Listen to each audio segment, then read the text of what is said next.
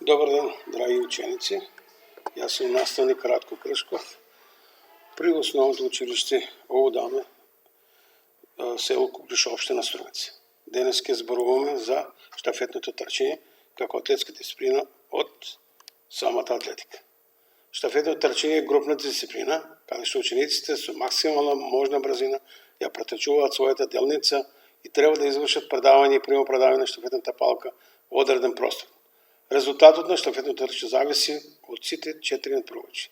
4 пати по 100.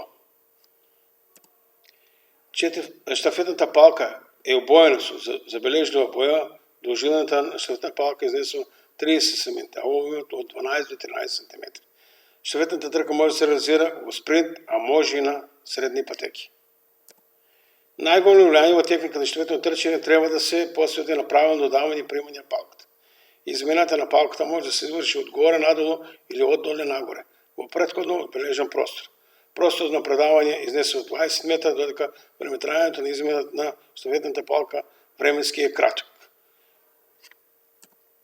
При стартот на щафетните трки важат истите правила и команди кои се пременуват за нискиот старт, со што палката може да ја допира и преминува стартната линија, додека палецот и показалецот не смеат да допират стартната линија.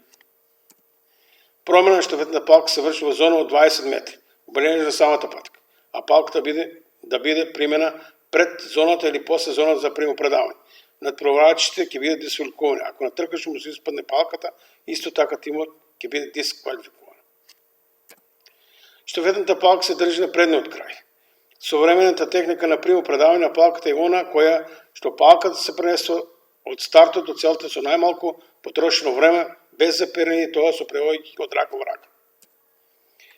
Ученикот кој треба да ја приме палката е во висок старт и стои пред стартната линија, што го значува пред просторот од 10 метра.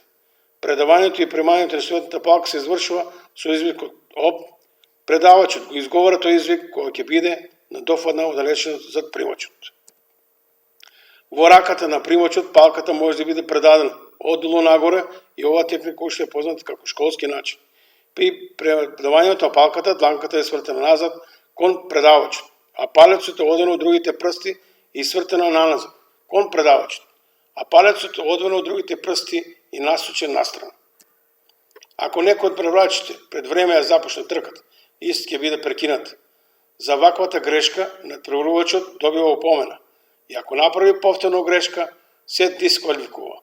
Победник е оној тим кој прв ќе ја пренесе щафетната палка преку целата линија.